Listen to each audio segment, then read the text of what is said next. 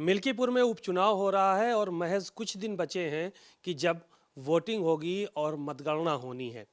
हमारे साथ अयोध्या से सांसद अवधेश प्रसाद जी मौजूद हैं। इनके बेटे अजीत प्रसाद को यहाँ से समाजवादी पार्टी ने टिकट दिया है। उनसे बातचीत करते हैं। सर, क्या माहौल है अयोध्या का, मिल्कीपुर का? क्योंकि 5-5 मंत्री यहाँ पे लगाए गए हैं भारतीय जनता पार्टी की तरफ से। मैं आपका स्वागत करता हूं, आपका अभिनंदन करता हूं कि आप मेरे आवास पे आकर उपचुनाव मिल्कीपुर, जिसकी चर्चा आज पूरे देश में है, और उसी तरह से चर्चा है जिस तरह से देवतुल्य मतदाताओं ने, प्रभु श्री राम की कृपा ने, हनुमान जी की कृपा ने, माँ सरजू माई की कृपा ने, जनता जनार्दन की कृपा ने और हमारे नेता अखिलेश यादव जी की कृपा ने टिकट देकर हमें सामान्य सीट से उतारा और जनता जनार्दन ने, देवतुल्य मतदाताओं ने हमें चुनाव जिताया। तो ये सीट मर्यादा पुरुषोत्तम राम की धरती अयोध्या की फैजाबाद सीट है, 54 फैजाबाद। लेकिन इसकी चर्चा आज सारे देश और दुनिया में हो रही है। दो तरह की चर्चाएं हैं। अवधेश प्रसाद अखिलेश यादव के उम्मीदवार, समाजवादी पार्टी इंडिया गठबंधन के उम्मीदवार अवधेश प्रसाद अयोध्या जनपद की इतनी महत्वपूर्ण सीट कैसे जीते, जिसके बारे में भारतीय जनता पार्टी दावा कर रही थी कि हम राम को लाए हैं, राम हमें लाएंगे। तो इनकी नाव तो ये उल्टी पड़ गई। और यूँ तो नोबडी बिलीव, किसी को विश्वास नहीं होगा इस धरती पर कि राम को लाने वाले भाजपा जनता पार्टी के लोग हैं। ये बात किसी को विश्वास नहीं होगा। राम 22 जनवरी को आए हैं। ये दावा इनका अपने आप झूठा और निरर्थक था, और इस चुनाव ने पूरे देश दुनिया में संदेश दिया है कि भारतीय जनता पार्टी का दावा प्रभु श्री राम ने खारिज कर दिया है और अवधेश प्रसाद को चुनाव जिताया है। तो चुनाव जीतने के बाद मिल्कीपुर की सीट, जिस सीट पर 12 में पहली बार हम चुनाव के लिए गए समाजवादी पार्टी से, पहली बार का मतलब ये न समझना कि पहली बार हम एमएलए चुनाव में, हम तो विधानसभा क्षेत्र सुहावल, जो अब बीकापुर में हो गया है, 7 बार चुनाव हम जीते हैं और 8वीं बार और परिसीमन के कारण ये सीट बदल गई, मिल्कीपुर हो गई, तो वो पहली हो गई। तो वहाँ से पहली बार हम 30-35 हजार वोटों से, वहाँ के देवतुल्य मतदाताओं ने, वहाँ के सर्व समाज ने लगभग 35 हजार वोटों से हमको जिताया। और जिताने के बाद उत्तर प्रदेश में माननीय अखिलेश यादव जी के नेतृत्व में समाजवादी पार्टी की सरकार बनी। सरकार बनने के बाद मिल्कीपुर क्षेत्र का बहुत विकास हुआ। 2 आश्रम पद्धति विद्यालय माननीय अखिलेश यादव जी की सरकार में हम मंत्री थे। 2 आश्रम पद्धति बन, 2 अस्पताल, एक खलिया में देवगांव साइड, यहाँ से 65 किलोमीटर दूरी है। लोगों के लिए इलाज के लिए सुविधा पाने के लिए 65 किलोमीटर आना पड़ता था, वहाँ किया खलिया में। और पिथला में 100 सैया का अस्पताल। और यही नहीं, 2 आश्रम पद्धति विद्यालय, एक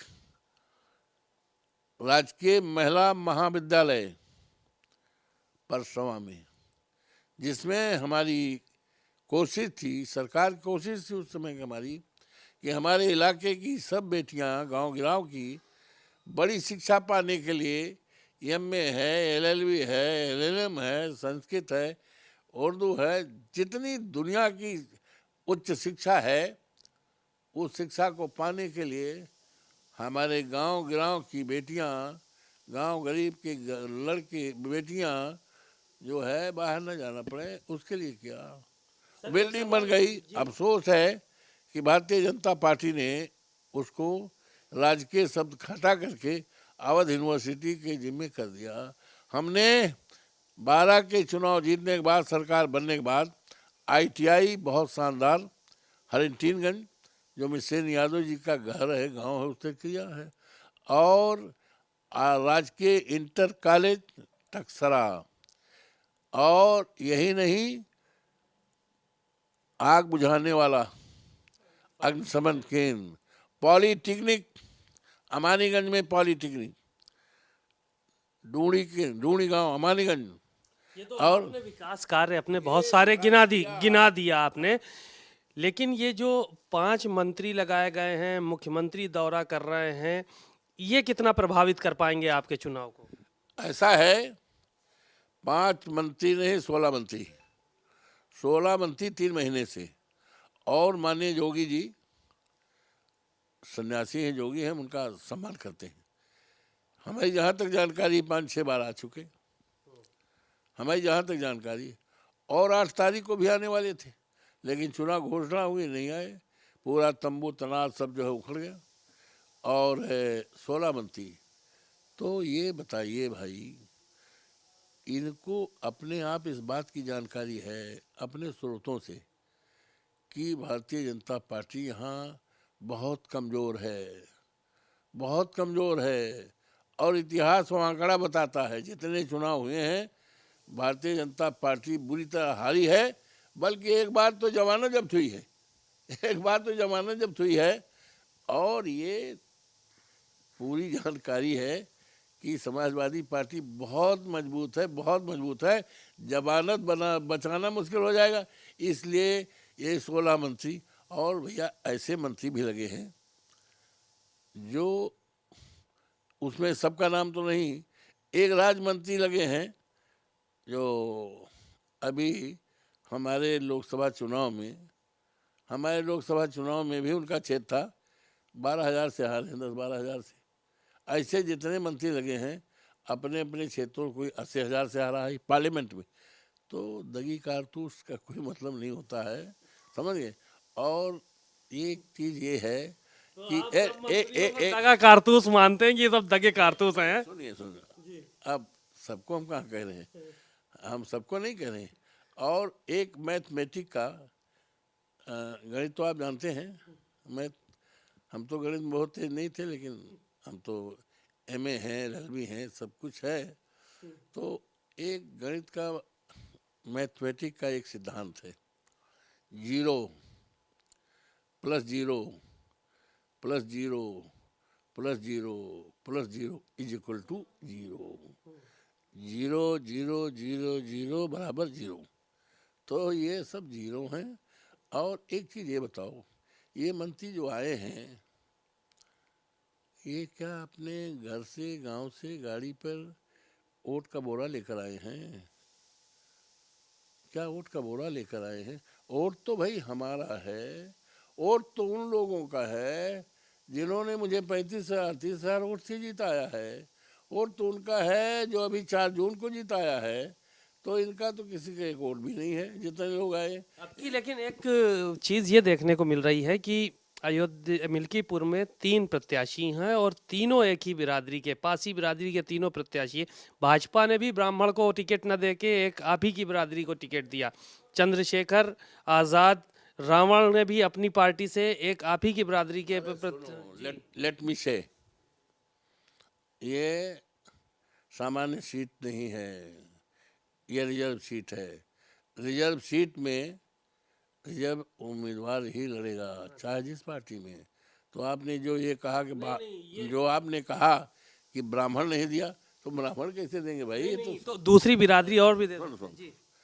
जहाँ तक बिरादरी का सवाल है, हम बिरादरी के आधार पर चुनाव, बिरादरी बिरादरी का चुनाव नहीं मानते। ये चुनाव संविधान का चुनाव है, ये चुनाव के तमाम मुद्दे हैं। और जहाँ तक बिरादरी की बात कर रहे हो तो मेरी बात सुन लो। सुहावल में हम चुनाव लड़े तो श्री रामू प्रियदर्शी लड़े बहुजन से, लड़े बीजेपी से, फिर रामू प्रियदर्शी मिल्कीपुर में 12 में लड़े, तीसरी पोजीशन रही, पासी हैं। माधव प्रसाद लड़े, पासी हैं, चुनाव हारे। बाबा गोरखनाथ पासी हैं, मिल्कीपुर में हारे, और रामू प्रियदर्शी हारे। और वो एक महिला है, महिला बहुत तेज महिला थी, बहुत तेज महिला थी, वो लड़ी हारी।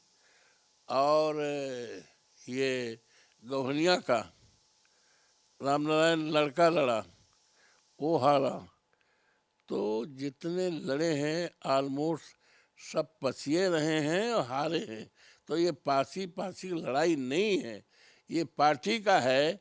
अवधेश प्रसाद पासी जरूर है, लेकिन हमेशा हमेशा जीते हैं। और आज ये ऐसे उम्मीदवार हैं जो लड़ रहे हैं।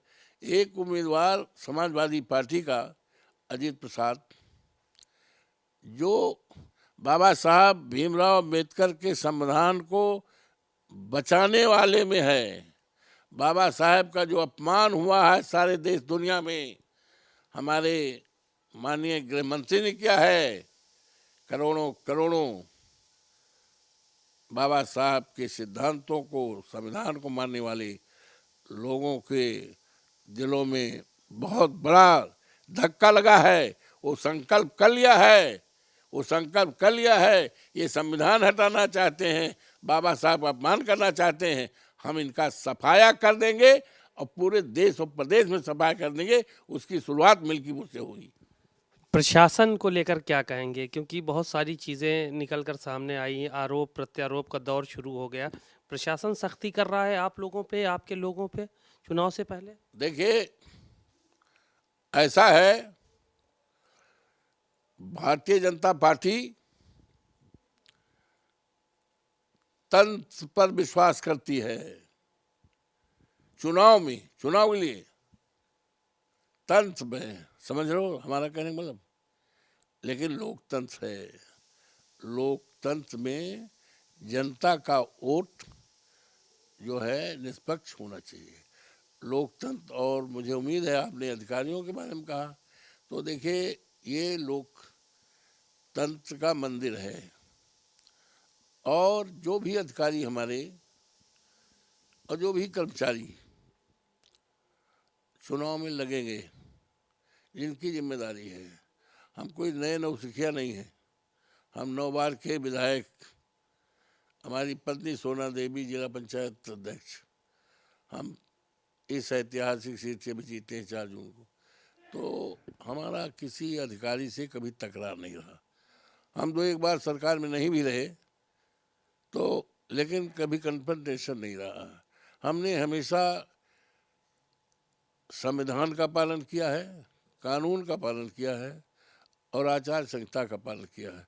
हम उम्मीद करते हैं कि हमारे जो भी अधिकारी लगेंगे, जो भी कर्मचारी लगे हैं, ये जो देव तुल्य या लोकतंत्र का जो मंदिर है, उस मंदिर का सम्मान हमारे अधिकारी करेंगे और जो शपथ लिया है उसका करेंगे।